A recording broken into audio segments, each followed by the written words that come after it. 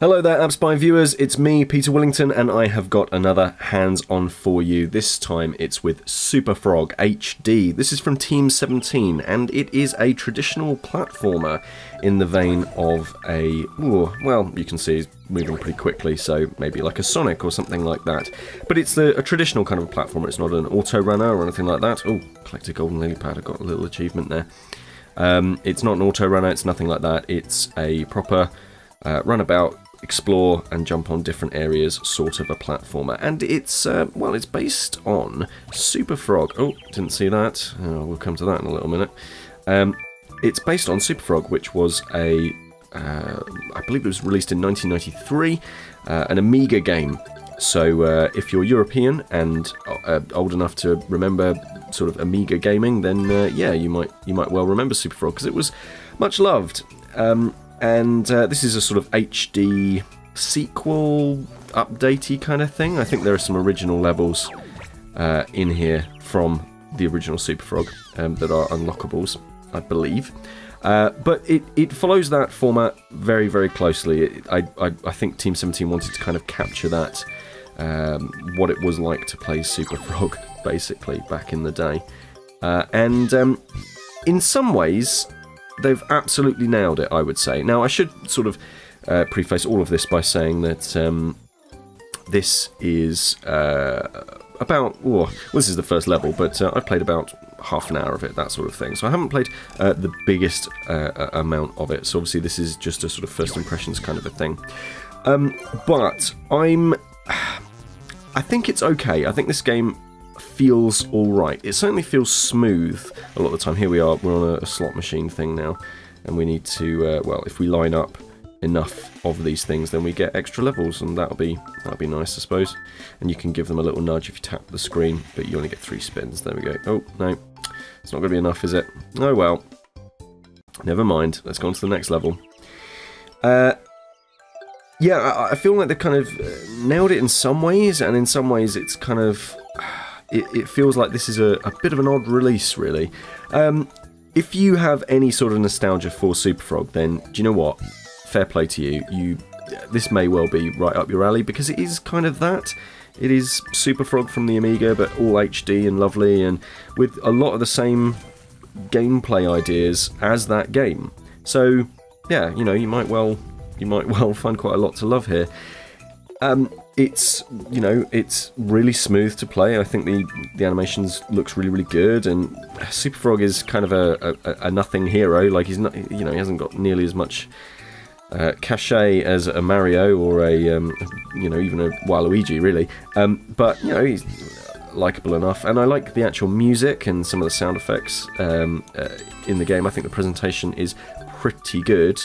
But I mean, it's an old platformer. Like, it definitely feels like an old platformer, even though it is, you know, brand new, really. This has just come out on iOS. The exploration, you know, there's very little sort of signposting or anything like that, with the exception of literal signposts here. But there's very little... it's very easy to just kind of get lost, or at least I've found that so far in the sort of earlier stages. And even if it wasn't, I think the controls are a little bit...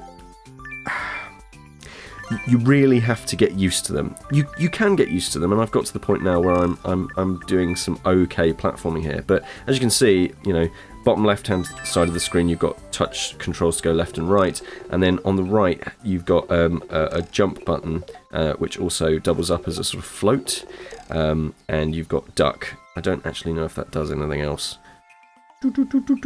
Yeah, so, and it's, you know, you're sort of running along, jumping on bad guys, that sort of thing. And it's doable, you know, it's okay to control, but it certainly takes a little bit of time, and it's not the best implementation of touchscreen controls in a platformer that I have ever seen. But, you know, it's sort of okay. But yes, you know, it is one of those things, you do have to kind of take it with a bit of a pinch of salt. Like, modern games, like, you get to the exit, you wouldn't have to go all the way back, especially on, like, level 2. Like, modern games, you probably wouldn't have to do that nearly as much. Here we are. Let's go to the exit. There we go. Level complete, and I'm rewarded out of 2 out of 3 stars there.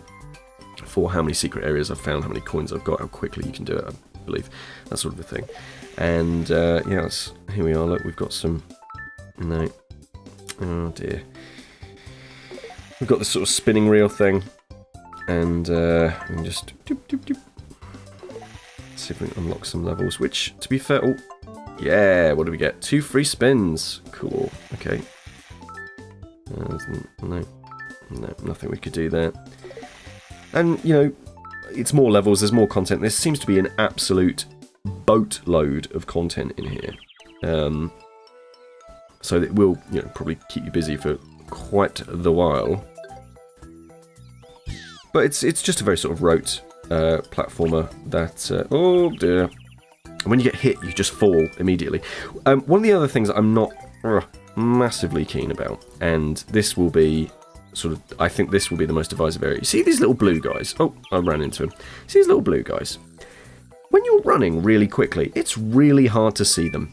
Like, really, really hard. And that's sort of the same for a lot of the enemies, actually, and indeed some of the scenery, like this, you know. It's almost camouflaged, these little platforming sections, when you're running quickly. The screen just kind of naturally, you know, you can't see it because your eyes are sort of trying to keep up, and it all blurs a little bit. There's the sunlight just chilling out. Whee! There we are.